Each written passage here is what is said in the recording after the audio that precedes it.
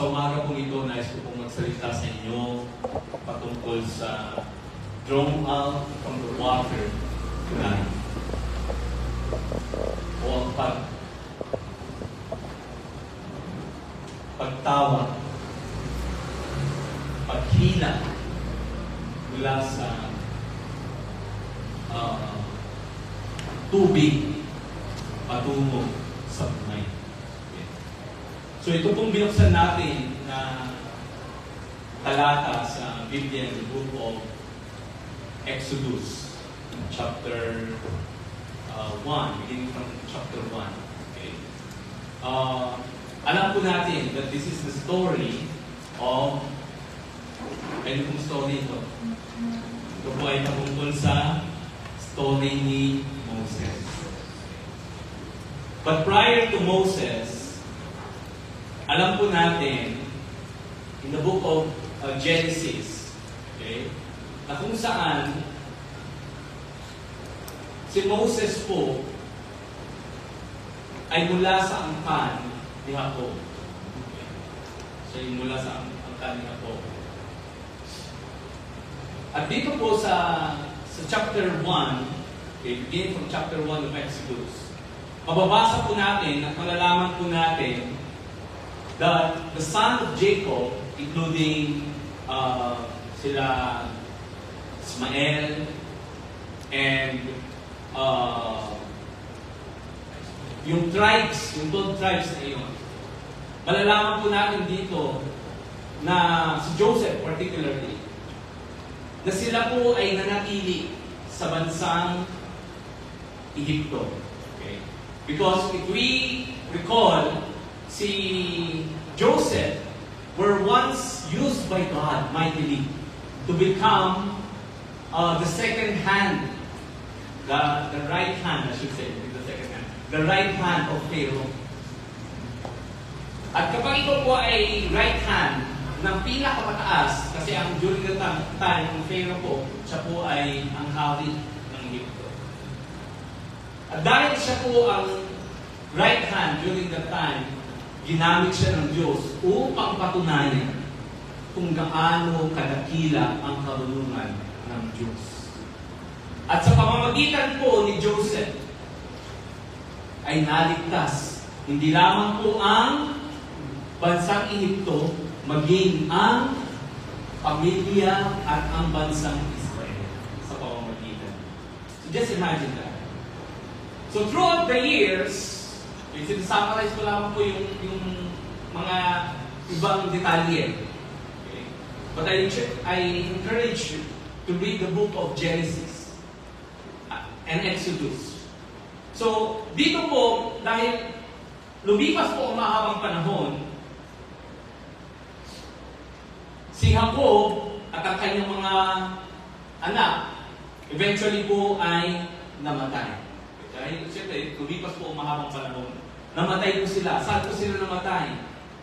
Namatay po sila kung saan sila pinanatili ng Diyos. Ito po ay ang bansang Egypto.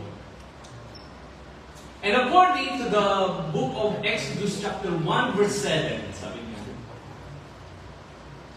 their descendants had become many. Okay. Yung descendants po ni Joseph, ni Jacob, sa pamamagitan nila Joseph, okay, at kanyang 11 na mga kapatid. Naging marami po sila doon sa bansang Egypto. They become strong and numerous according to Exodus chapter 1 verse 7. And they filled the land of Egypt. And here comes a new king. May dumating na hari, sapagkat yung hari noon na siyang nagtalaga kay Joseph dahil sa karunungan ay pinagkaloob sa kanya ng Diyos, ay siyempre namatay din po. At nagkaroon po ng panibagong hari sa lugar ng Egypto. And this king, okay, has nothing or has this king knew nothing. He knew nothing about Joseph during that time. So, wala siyang alam kung sino ba yung Joseph na yun. Alam natin na si Joseph, siya ay siyang nagligtas sa kanila, sa family. Right? From great family. So itong bagong hari na ito, he was very terrified because the Israelites, I should say, the Israelites had become so strong and had become so numerous. Napakarami na nila. Okay? Napakarami na nila. Parang, kumbaga, dayuhan sila. And yet, parang sila na ang pumupulo ng lugar ng Egypto. And in verse 10, we read, okay, that Egyptians find ways to keep them from becoming even more numerous. So, sabi niya, gawa tayo ng paraan.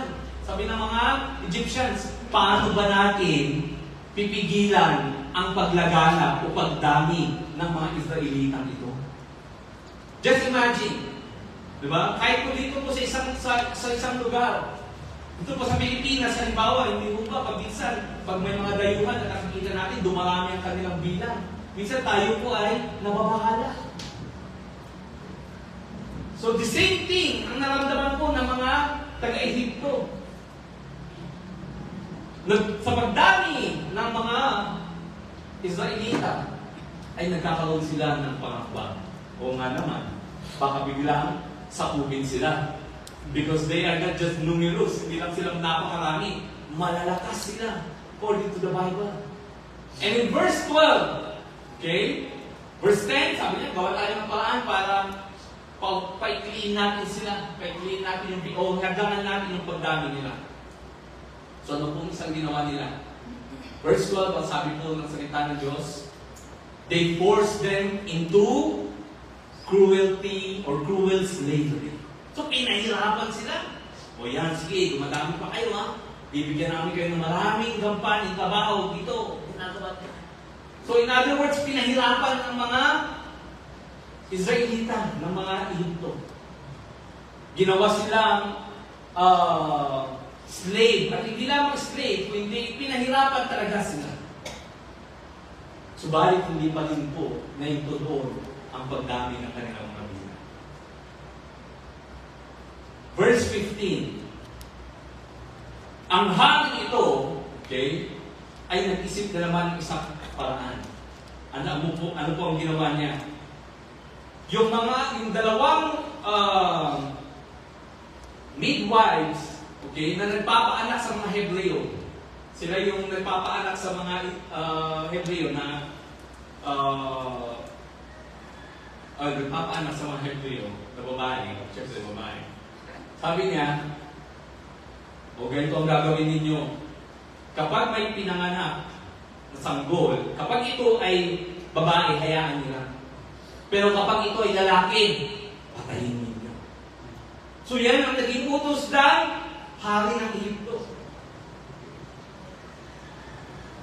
Subalit, dahil ang mga midwives na ito ay may pagkatakot sa Diyos.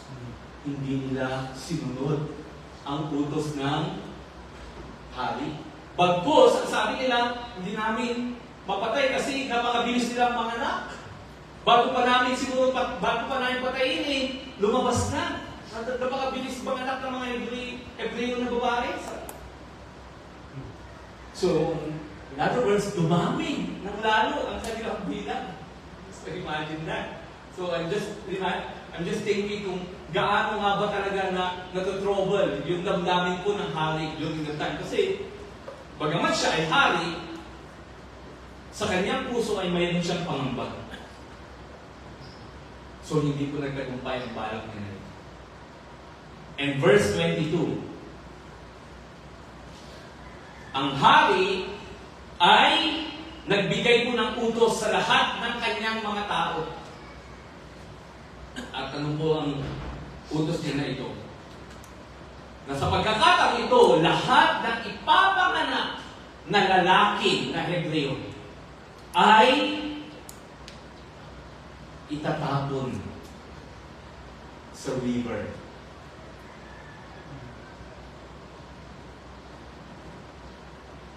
And we know what happened. Okay. In Exodus chapter 2, meron kong isang Levi, na nag-asawa ng kapwa niya Levi. At nagkaroon sila ng anak.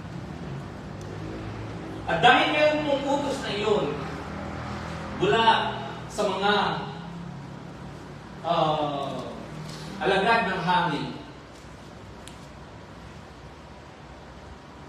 natakot ang mag-asawa ito. For 3 months, sinubukan po nilang itago ang batang ito dahil ito ay lalaki. Subalit ang hindi na po nila maitago.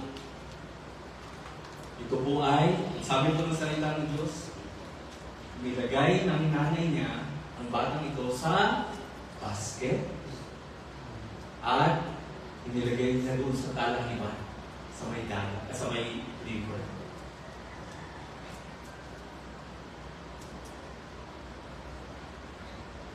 Pagkatapos nito, nakita siya ng anak ng hari. At nung nakita ng anak ng prinsesang ito, ang basket na iyon, pinakuha niya sa kanyang alipin at ng kanyang i-open, ang kanyang buksan. Nakita niya ang sanggol na lalaki. At agad-agad naisip niya ito ay anak ng Hebreo. So, imbis na patayin niya, kinupkup niya. Amen. Kinupkup niya. He take it as if it is hers. Itinuring niya parang sarili niyang anak. Inilagaan niya.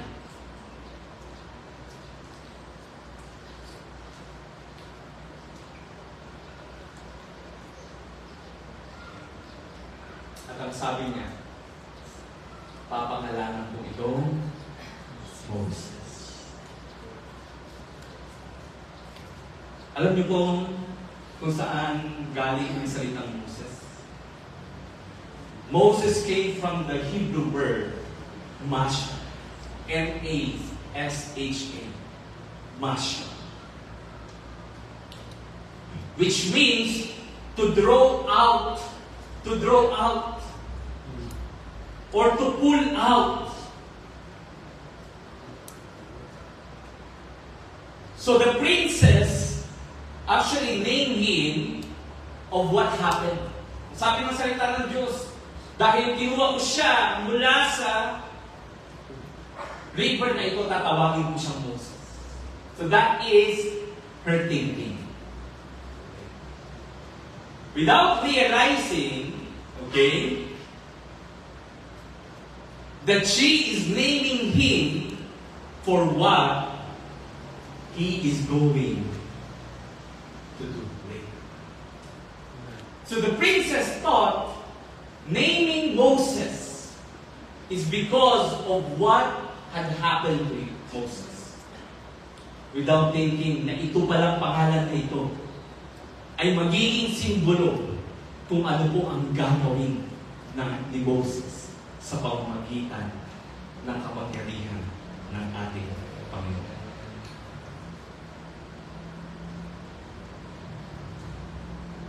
Because God has used Moses, the one who was thrown out to the water, the one who was thrown out to the river, the Nile River, okay, will eventually draw an entire nation out of the water, out of the Red Sea, out of slavery, out of captivity, and out of death. So that is the power of the name that was given to Moses that eventually put Moses into this purpose. Minsan, alam niyo, na-realize ko baka, hindi lang baka, yung pangalan natin, maaaring it is not just a name that was given to us. That is a symbol of what God will be doing to everyone. Kaya ang pagpili ko ng pangalan, hindi po yan biro. Hello? Sometimes we are so excited in giving names. Pinag-iisipan pa natin ang pagbabae, lalaki, ganito ang pangalan niya. But you know, I believe there's a power of God that moves to dictate and tell us who the name of our baby will be.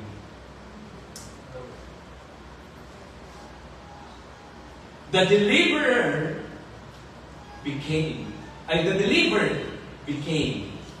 deliverer.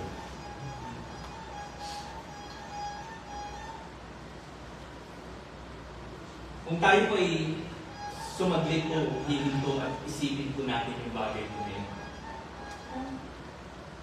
hindi po ba natin na-realize that Moses is an illustration of our generation today. God has drawn out us from the old life that we have. Hindi lamang para manatili kung sino ka, sino ako. We were pulled out from darkness to light. It is being emphasized here in this congregation, in this church. Kung ano nga ba ang programa ng kaligtasan, that is not an instant. That is not just one time takes all. No. It is a process. It is a turning from the darkness to light. Subalit, kung minsan po, nakakalimutan din po natin na ang ginawa ng Diyos para sa atin ay actually hindi lamang po para sa sarili natin. God indeed has a purpose. God indeed has a great plan of every circumstance in our life. Sabi nga po nung minsan po ni Pastor Maxwell, nung siya po ay nangaral dito. At I believe, paulit-ulit po natin itong naririnig. Ano po yung sabi niya? Huwag tayong maging kontento na attender lamang. Actually, ba na po yan? Kung magagasgas na yan. Patagal na po natin naririnig yan. And that is very true. Amen. That is very true. And I will add to that sa sinabi niya. Alam niyo po, bakit po ba tayo naligtas? Hello? Bakit po tayo naligtas? Para umupo na lamang? Bakit po ba tayo pinagaling ng Diyos? Para magsaya na lamang sa buhay natin na malakas tayo at wala na tayong karamdaman? Bakit po ba tayo pinagpapala ng Diyos? Have you seen the blessing of God? Ano po yan? Pinagpala ka ng Diyos para enjoy mo lang lahat ng bagay dito sa mundong ito? Bakit po tayo pinalaya ng Diyos mula sa kasalanan at patuloy na pinapalaya mula sa araw na ito? Is that for you to enjoy your freedom? Because it's not. It's not. Amen. Hindi po ginawa ng Diyos ang lahat ng bagay na yan sa sarili natin, sa buhay natin, para sabihin natin, thank you God. This is me. And this is what you have done for me. But there is a corresponding work that God will tell you to do. Upang sa ngayon, ang mga bagay na yan na nasa doon ay maging kalagasan din ng ibang tao. If we read 1 Peter chapter 2, verse 9, ang sabi po ng salita ng Diyos, but you are a chosen people. Are we chosen people? Amen. Are we chosen people? Amen. But you are a chosen people, a royal priesthood, a holy nation, God's special possession. Sino bang naniniwala dito? Amen. Sino bang naniniwala that He is a chosen people? He is a royal priesthood of God. He is a holy nation and a special possession of God. Hello. And it says here that you may declare the praise of Him who called you out of the darkness into His wonderful light. This is who we are. This is who we are. This is our destiny. This is what we are called for. And to become a chosen people, to become a royal priesthood, to become a holy nation and a special possession of God, hindi lamang po tayo ordinary people, in other words. At kapag ikaw ay mayroong isang ganitong kalaking panawagan sa Diyos, you are also going to become the deliverer of the land. To be the Savior. Through Christ Jesus, you will be the instrument of salvation. Through Christ Jesus, He will use you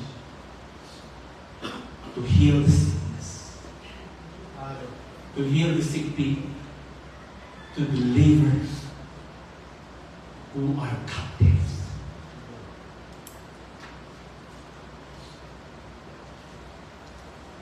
He saved us to save other people. He heals us to heal someone else. He blessed us to bless someone else. And He delivered us to deliver someone else. But what are we doing, Christians? What are we doing, people?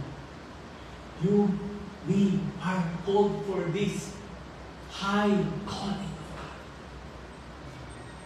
Napakataas ng panawagan ng Diyos sa atin. Hello? We thought of fulfilling our obligation by sitting in the church Sunday after Sunday.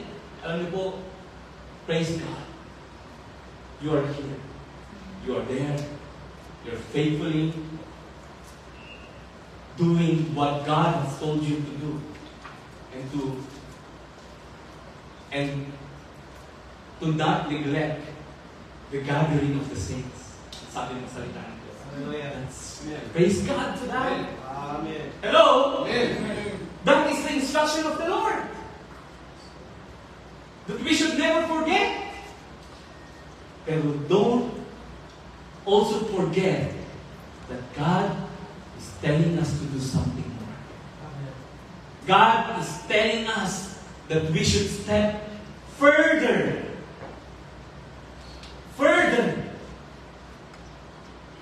in that calling.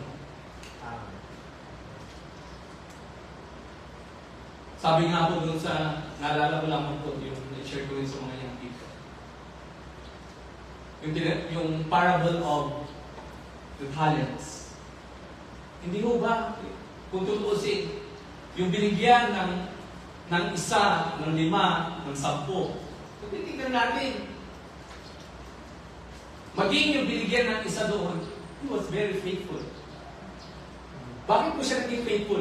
Hindi nabawasan yung isa na ipinagkaloob sa kanya. Hello? Sometimes we are like that. Yung binigay sa akin ng Diyos, it's still here. Hindi siya nawawala. It's still here. Yung pinapagawa ng Diyos sa iyo, you are faithfully doing that. Hello? But God is telling us to do something more. Anong sabi niya doon sa binigyan ng isa? Bakit hindi mo ipinabili, diniposit mo sa bangko, di lumago? Hello? Sometimes we do not realize that beside from God has given us something, we want that something to multiply. God wants that something to multiply. Hindi man katulad nung binigyan ng 5 at 10, but at least we are going to work something more beyond of what God has given us. Because that is the calling of God. That is the calling of God.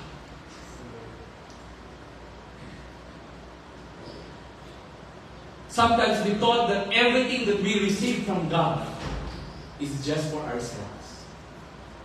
We do not realize that God does so many things, okay, for you and me, so that we will be an extension of God's love. Tayo po ay extension ng pag-ibig ng Diyos. Ano po ba sa tingin po natin? Mararamdaman lang po natin ang pag-ibig ng Diyos kapag siya'y bumaba dito? No! The love of God is in you, in me. Hallelujah. And God, paano mo makikita ng mundong ito ang pag-ibig ng Diyos? It is through us. Kaya nga po, kailangan po natin na gampanan yung panawagan ng Diyos. Because what we do to people, I'm telling you this, what we do to people creates an impact to their life.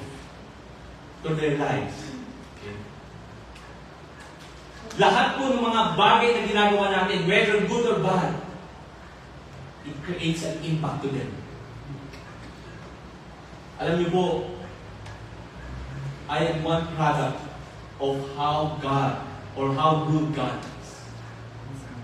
Isa po akong patotoo kung gaano kabuti ang Diyos. Gayun pa man, naranasan ko po ang kabutihan ng Diyos sa pamamagitan po ng mga kabutihan ng mga individual at mga tao. Hallelujah. Hindi ko po nakamtan o hindi ko po natamo, bagamat napakalayo ko pa po sa panawagan ng Diyos. Ang mga bagay na ito, dahil ang Diyos bumaba, nakita ko siya, binigay niya ang lahat. No!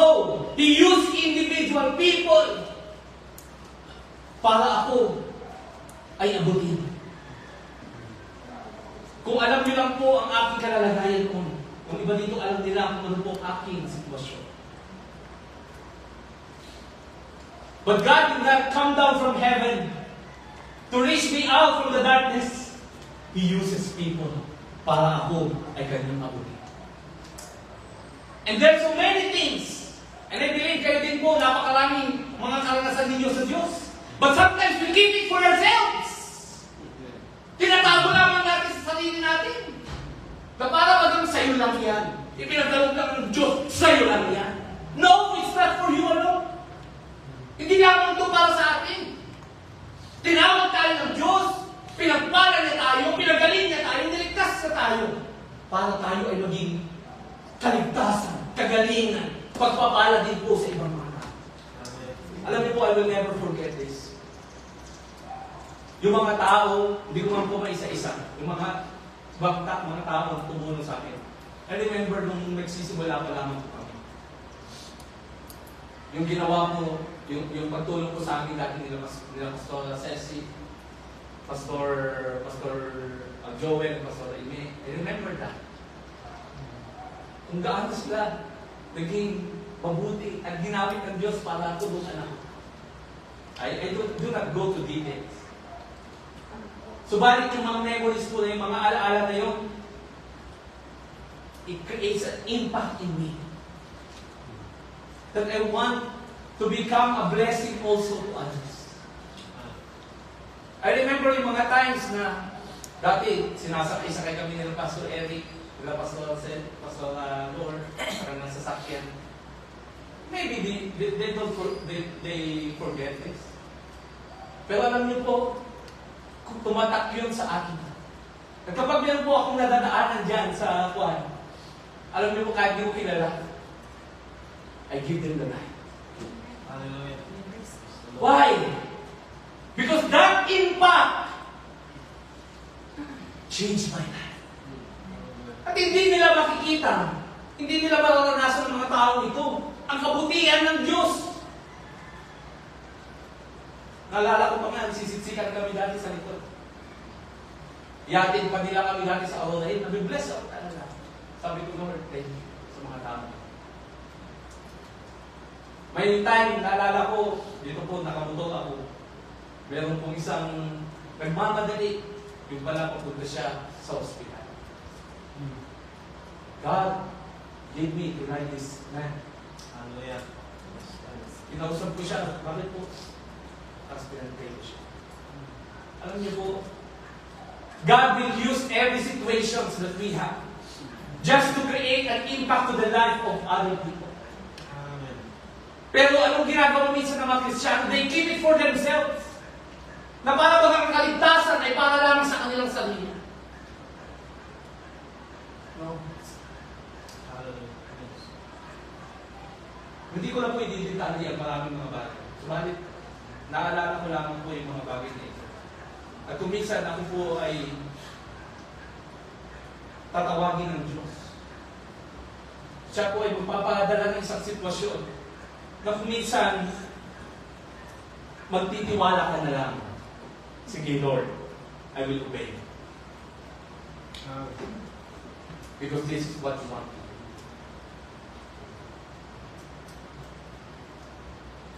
We are the Moses of this generation.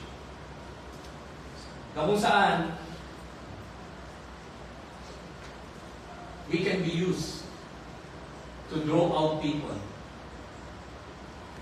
from darkness to light, from captivity, from slavery to freedom and liberty, from lost to found. You and me, we are all the Moses of this generation.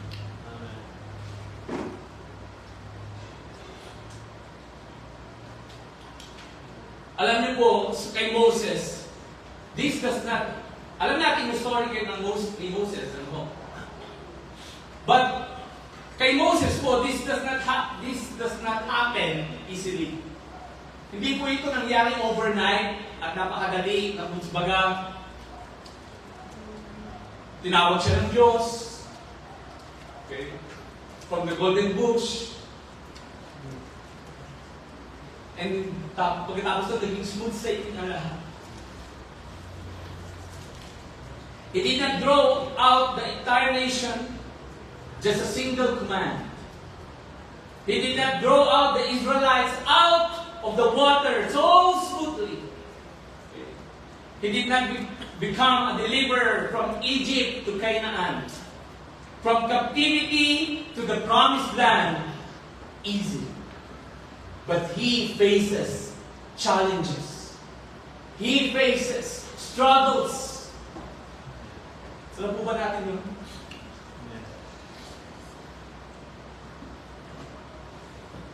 At ganun din po ang bawat isa sa atin.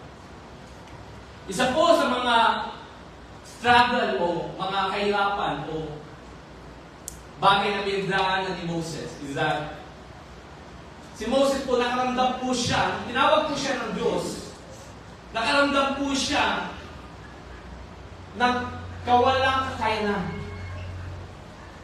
In other words, he felt like he is inadequate. Wala siyang, hindi niya kaya kasi nauutal-utal po siya. Sabi ko ng salitang, stammer po siya kapag nagsasalita siya.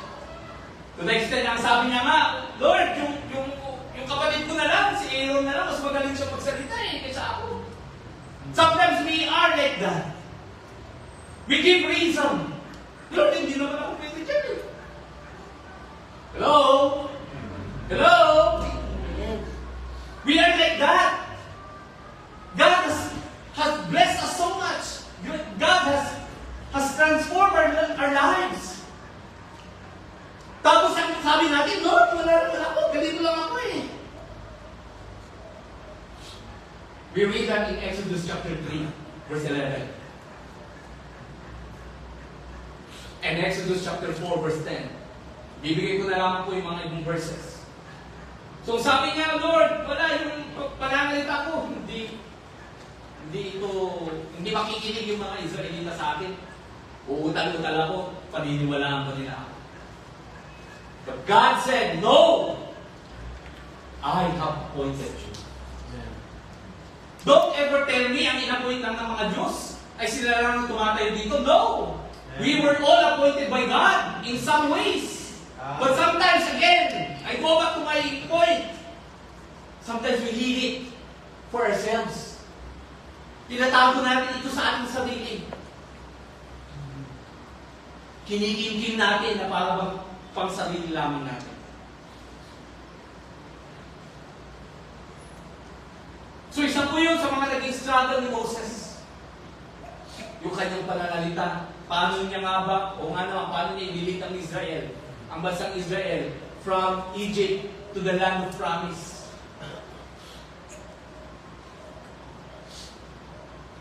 Baka hindi siya paniwalaan kasi nga utal-utal ka. Utal-utal siya. Hello? We have so many reasons We justify a lot. Ang gusto lang naman ng Diyos, sumunod ka. Just follow. Amen. Hello? Just obey. Ano pa po ang kanyang pinagdaanan ni Moses? Isa rin po sa mga pinagdaanan niya bukod sa kanyang incapability ay yung hindi nakikinig sa kanya ang tao o ang Pharaoh. We read that in Exodus chapter 5 verse 2. Paulit-ulit na pumupunta doon si Moses with the signs. Hello? With the signs. All of those signs. Pero ano, ang tigas-tigas ng ulo niya. Ang tigas ng puso niya na parang wala. Sino ba yung pakikinggan ko ngayon? Sabi nga po nung verse na yun. Okay? Sabi po ng Pharaoh, who is the Lord that I should obey His voice to let the Israel go? I know not the Lord, neither will I let Israel go. Wala akong kilalang Yahweh, sabi niya. No, hindi ko na sila pwedeng palayain. Hello? Di ba, minsan tayo gano'n? Pag ayaw sumunod, ang tikas ng ulo din, pabayaan mo na siya. Pabayaan mo na sila, hindi na pwede daw. Di ba, gano'n po tayo? Minsan, yun yung gagamitin natin rason. Kaya nga si Moses, pupunta siya sa Panginoon, sabi niya, Lord, ayaw talaga makinig eh. Then, pagpadala ko ng pestilence. Pagpapadala ko ng ganitong sakuna. Wala, tigas pa rin. And we know the story. Hanggang sa namatay o pinatay ang lahat ng mga firstborn sa kanilang bansa. Na kapag walang dugo ng kordero na nakapahid sa hamba ng kanyang mga daanan, ng kanyang tahanan, ng kanyang pinto, dadaan ng ang spirit of death at mamamatay ng mga pangatay na anak ng lahat ng mga tao.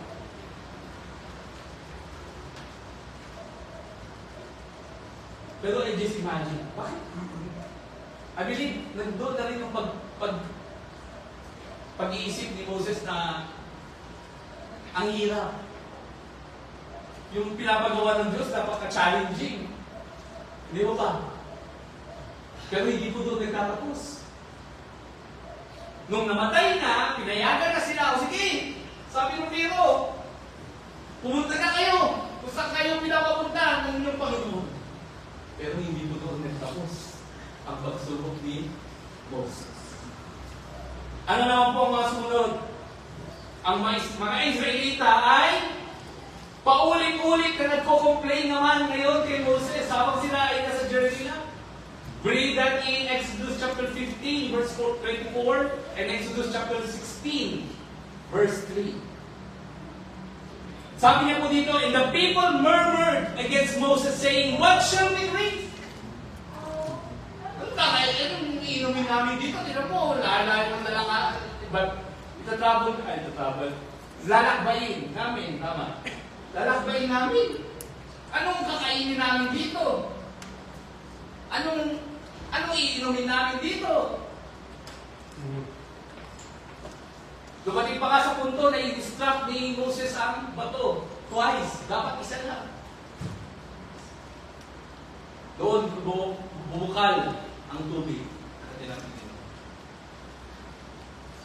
And in Exodus chapter 16 verse 3, we read, sabi ng Panginoon mismo, if only the Lord, sabi po ng mga taga-Israelita, if only the Lord has killed us back in Egypt. Dahil nga, masyado silang nagko-complain. There we sat around pots filled with meat and eat all the bread we wanted. But now, you have brought us into the wilderness to starve us all to death. Complain sila ng complain.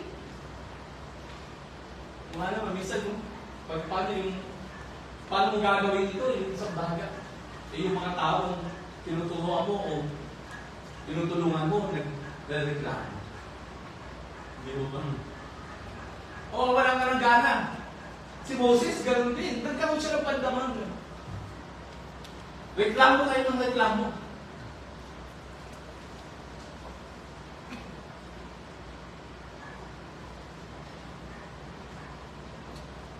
At kung minsan, yung mga tao, hindi lamang po nagre-reklamo, they even rebel against God. Like the Israelites. Nung pumunta si Moses sa Mount of Sinai, tumagal po siya doon. At yung mga Israelita hindi na makapaghintay. Ano sabi nila kay Aaron? Gawan mo na lang kami ng Diyos-Diyosan. Para yun na lang ang aming sasambahin. Marami pong mga pagsubok na pinagdaanan si Moses.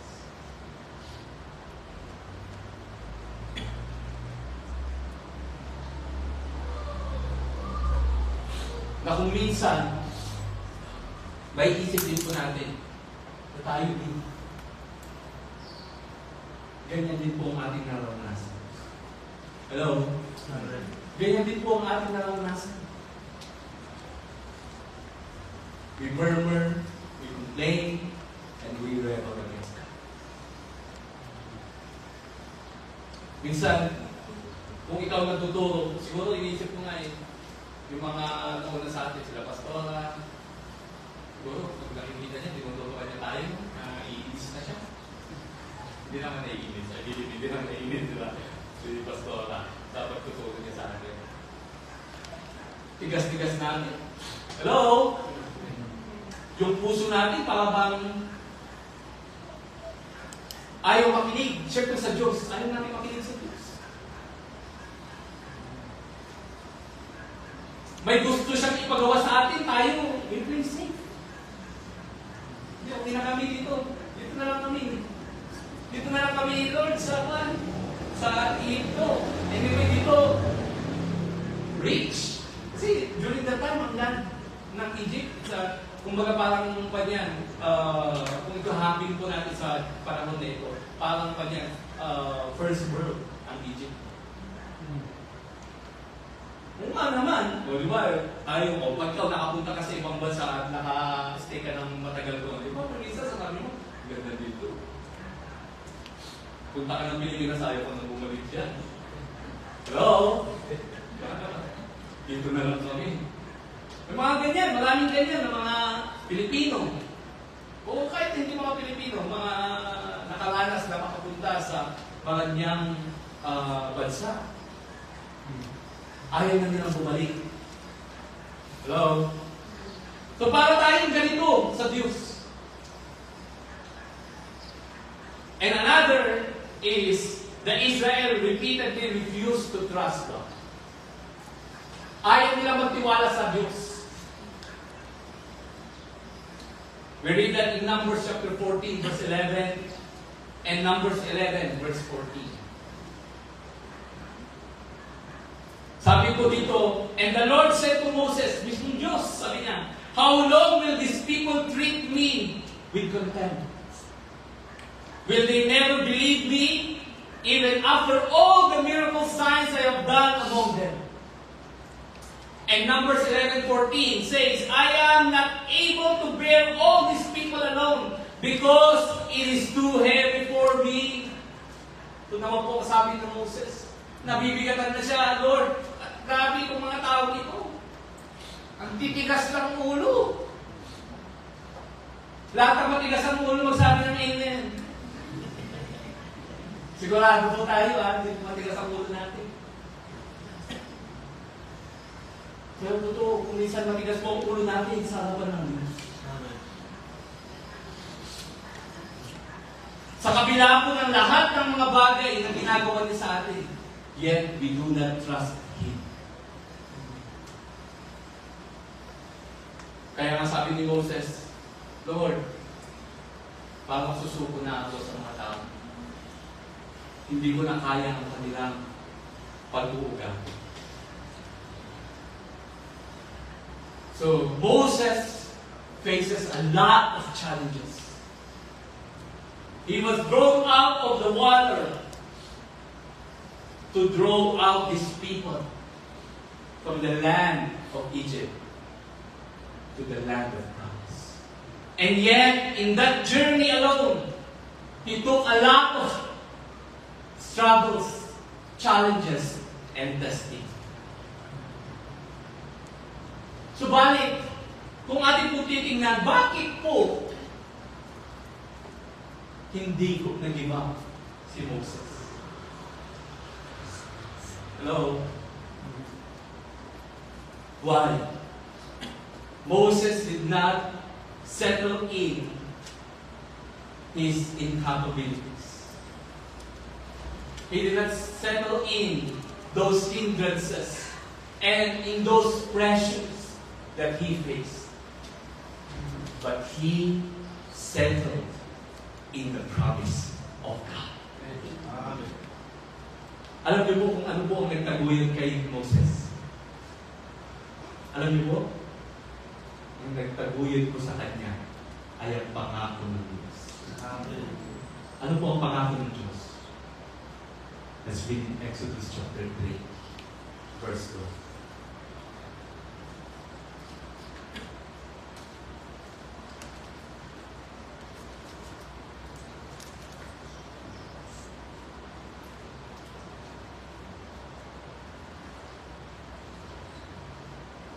Exodus chapter 4, verse 12. 3 verse 12 again.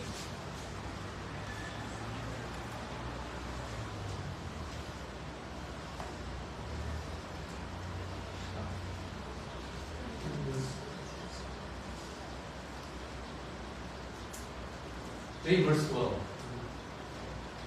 And he said, ibasahin po natin lahat. Yun doon sa And he said, certainly I will be with thee. That is the promise of God to Moses. Certainly I will be with thee. Siya po, sasamahan niya po si Moses. Alam niyo po, ito lang po ang panghawakan natin. God will go before us. Sasamahan po tayo ng Diyos. Amen. Certainly, I will be with thee. Ang Diyos po ang siya kasama natin sa lahat ng pagkakataon. Kung paano sinamahan niya si Moses sa lahat ng mga pinagdaanan niya, hindi niya po iniwan si Moses. Amen. Minsan tayo po be settled in sa ating mga comfort zones. Sapat na, okay na, ganito. Okay na yung ganito. Okay naman eh. Hindi mo ba? Pero hindi po natin namamalayan. Ang Diyos meron po siyang gusto pang gawin sa atin, sa pamamagitan natin. Ang kailangan lamang po natin ay magtiwala sa Kanya. Because He will go before us. Amen. He will go before us. Amen. And this is the greatest comforting word that we could ever receive from God. Alam niyo po, ang sarap basahin yung sa Tagalog niya. Ang sabi po ng salita ng Diyos sa Tagalog version, huwag kang mag-alala, hindi kita pababayaan. Amen. Hello? Amen. Minsan natatakot tayo. Yes! There's a lot of challenges, but the promise of God, I will go with you. Hindi kita pababayaan. Hello? Amen. Yung pangako ng Diyos ay totoo. Bakit po? Sino po dito ang pinabayaan ng Diyos? Tell me, nakaranas na po ba tayo na tayo po ay pinabayaan ng Diyos? Never! Not even once. Wala po akong maisip sa aking buhay na pinabayaan pinabayaan po ako ng Diyos. Siya po ay naging mabuti, naging tapat. Kaya ngayon kinakanta natin, kailangan po maramdaman natin yan. Wala kang katulad. Bakit po sinasabi na wala kang katulad ng Diyos? Ano po ba yung naranasan natin na wala kang katulad Panginoon? Ikaw ay mabuti noon, ngayon, at magpakailanman. Alam niyo po kung talagang ilalagay lang natin sa puso natin yung mga inaawit natin na yan, at makikita natin kung gaano nga ba kabuti ang Diyos, wala puputok yung puso natin. Why? Because He has done so much, and we have done nothing before the Lord. Tayo wala pa tayong magagawa, sa totoo lang. Yung mga ginagawa natin ito, it is incomparable. Hindi mo ito mayahambing sa kadakilaan ng ginawa ng Diyos sa ating mga buhay. Amen. We have to trust God. When Moses felt inadequate and afraid to lead the Israelites out of Egypt, God answered his doubt with certainty. Sure. Sinabi mo certain, 100, hindi lang 100%. Kung pwede pang mas mataas sa 100% eh. Certain! Sabi nito, certainly. Surely. Yan ang ibig sabihin ng certainly. 100%. I will be with you. Kaya kapag ang Diyos ay sasama sa atin, tatakot ba tayo? Mangangamba ba tayo? Magdadalawang isip ba tayo? Hindi. But sometimes we doubt God. Because we do not fully trust the Lord Jesus. This simple promise meant that Moses' personal limitation did not matter because God's accompanying strength, guidance, and power would ensure the mission's success. Amen. Yun ang nabigay ng assurance kay Moses. That the promise, the plan of God will be 100% successful. Because God will be with you. Hello? Amen. This was the secret of Moses' success. Not his own ability, not his own strength, but the presence of God. Hallelujah. The presence of God is more than enough.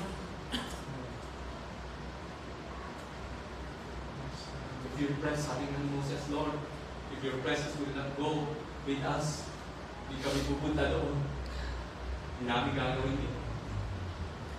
Because to Moses, the presence of God matters most. It is the most important thing that he should carry out throughout the journey. Hello? Amen. God gave us the limitation. Hindi para tignan natin yung limitasyon natin. But He gave us those limitations to depend on God. Amen. We just have to trust in Him. Sabi nga po ng salita ng Diyos, He is the great I am. He is the great I am. God's presence is all we need. God's presence is all we need. We hear that every time in this church. Kung walang presensya ng Diyos sa kongregasyon na ito, sa pagtitipon na ito, it's useless. Amen. Lahat ng ginagawa natin, kung wala ang presensya ng Diyos, wala kabuluhan ng lahat ng mga bagay nito. But it matters because the presence of God is in our midst. Amen. The Israelites crossed in the promised land through that river. Okay? Under Joshua's leadership. Alam ko natin yan, na hindi sila nakatungtong sa promised land through Moses. Pinahintulutan lang ng Diyos na sa pamamagitan ni Moses ay makita niya, matanang niya ang promised land, ang Canaan. Subalit hindi siya ang nag-lead sa kanila o nanguna sa kanilang unang pagtapak, kung hindi si Joshua. And yet, we believe that remarkable work of trusting in God na ginawa po ni Moses ay nagkaroon ng malaking epekto sa buhay ng mga Israelita. Ang sabi po ng salita ng Diyos, they took 40 years para naman pumarating ang Egypt to Canaan. But according to the Bible scholars, it will just take them 40 days. Bakit sila paikot-ikot? Dahil po sa kanilang katigasan ng ulo. Misa po tayo po ay paikot-ikot. All we have to do is obey God, to trust God. Why? Because God is using us to become the Moses of this day, to draw out these people from darkness to light. Tayo po ay gagamitin ng Diyos sa panahon na ito. Amen. Amen. Tayo po ay magiging kasangkapan niya. Tayo po ang magiging vessel ng Diyos upang ang mga taong ito ay makainom ng buhay ni Kristo sa atin. Hindi po dapat tayo mag-alala. Hindi po dapat tayo magtaka kung bakit ganito po ang naririnig natin at natatanggap natin sa iglesia ito. Because we were called to become the royal priesthood. We are chosen people. Amen. We are peculiar people of God. Tayo pong lahat ay tumayo at manalangin. Hallelujah. Thank you, Jesus. Thank you, Jesus. Yes. Napakabuti po. Salamat. Yes, tama. Salamat po, Panginoon. Dahil hindi ka nagpupunta. Amen. Yes. Sapat-sapat ka, Panginoon. Subalit pa, kung minsan o madalas kami ay nagdududa. Meron kaming pag-aalilangan. But Lord, right now, hayaan mo na mangusap ka sa amin. Ano ang pong mga hadlang na ito? Yes. Ano man, Panginoon, ang mga bagay na nagpapabagal sa amin. Mga bagay, Lord, na nag-i-impede sa amin. Lord, hayaan mo na kalagan mo ito sa amin sa oras na ito. Palayain mo kami upang kami, O Diyos, ay maging simbolo at maging instrumento mo ng pagpapalaya sa ibang tao. Yes, Lord.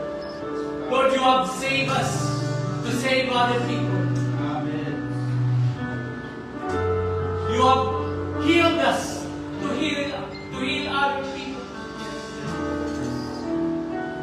You have delivered us to deliver people.